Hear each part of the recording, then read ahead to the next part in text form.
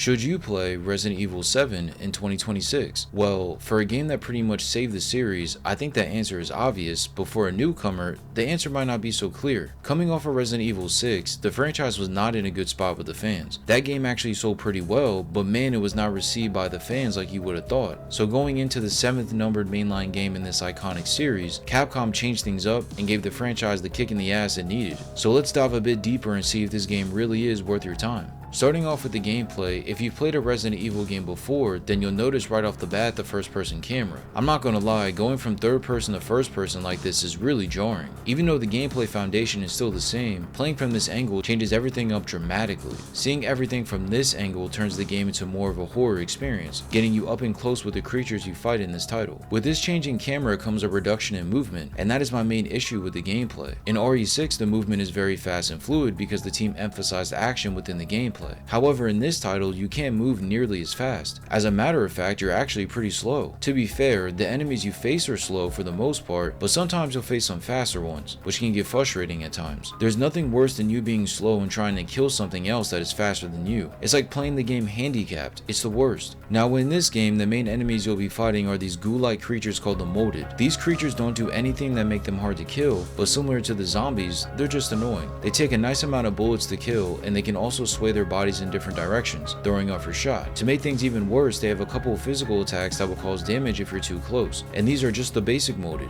You're going to face different kinds of Molded as you get deeper in the game, all with different attacks and features that make them unique versus the others. Knowing how to kill them will help you so much as you're thrown into battle with the various kinds of them all at once. As I already mentioned, your movement is limited, so I found the best option when it came to the combat was to keep your distance and never get too close. When getting in close, you had to make it count. Yes, you can run away from these monsters if you messed up, but your sprint is really slow. Like if one of the Molded has a long range attack or can jump far distances as part of their attack, then you're screwed, since you can't get away fast enough. During my playthrough, the main saving grace for me was the shotgun. The shotgun will 1 or 2 tap most of the Molded if you aimed properly and got him in the head. I'm sure if you play on easy, then any gun would do this, but you get the point. If I didn't always have shotgun bullets, I would use the pistol ammo or something else. Since this was so different than before, I was impressed with the sheer amount of weapons that were included in this game. I thought maybe it would just be a pistol and shotgun, but there was more that was really useful. In particular, I thought the flamethrower and grenade launcher were 2 really useful weapons. The flamethrower ran on this solid fuel and would burn Molded, keeping them at a distance, which helped considering the movement. On the other hand, the grenade launcher could kill multiple of them with just 1 shot, so naturally I saved these for when I really needed them. Knowing when to use which weapons really helped me because you can't just spray and pray.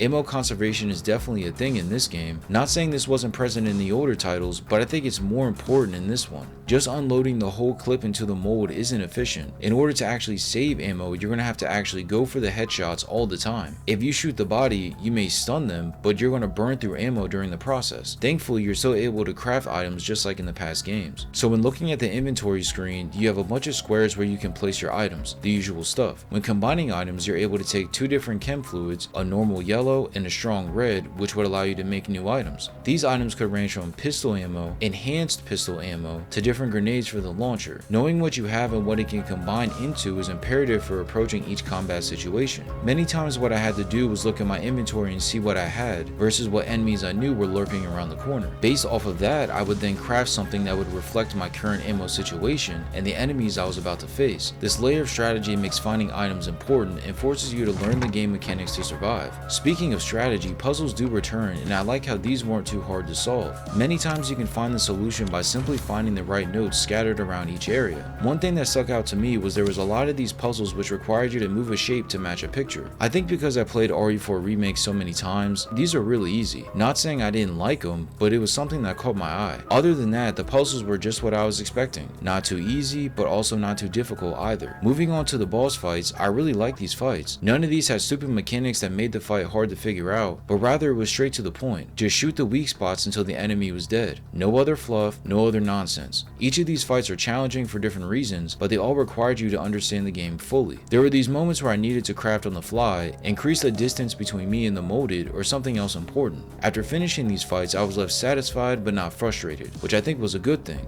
The story for RE7 shifts to a new character named Ethan Winters as he travels to Louisiana after receiving a cryptic message from his wife Mia, who he had thought died years prior. Upon arriving to this house, he finds not everything is as it seems. The house is in shambles and there's this black goo all over the place. place. From here is where the story starts, as he encounters members of the family who live there and has to survive while they hunt him down and kill him. However, there's a lot more to this story, and I thought it was actually pretty good by the time I rolled credits. Over the course of the game, you find out why this family is acting so crazy, who is behind all of this, and how it all started. You see what Ethan goes through on his quest to find Mia and how the whole situation gets messy really fast. The most important thing this story does is bring back the horror elements that make Resident Evil feel like Resident Evil. So many times I'd be walking down corridors or opening a door to be jump scared by a molded. Then on top of that, the entire atmosphere was done really well. As soon as you arrive at the Baker estate, there's a sense of dread and uneasiness that is felt throughout the entire duration of the game. When you get further in the story, you start to understand why everything is the way it is and see the consequences of certain people's choices through the notes and files. Considering this is a new protagonist, I was surprised at how well his story was crafted, even if I didn't care much about him. It's not that I hated Ethan, I just thought his character was kinda dry. He just seemed like he was a pushover, kinda useless and couldn't defend himself. But then again,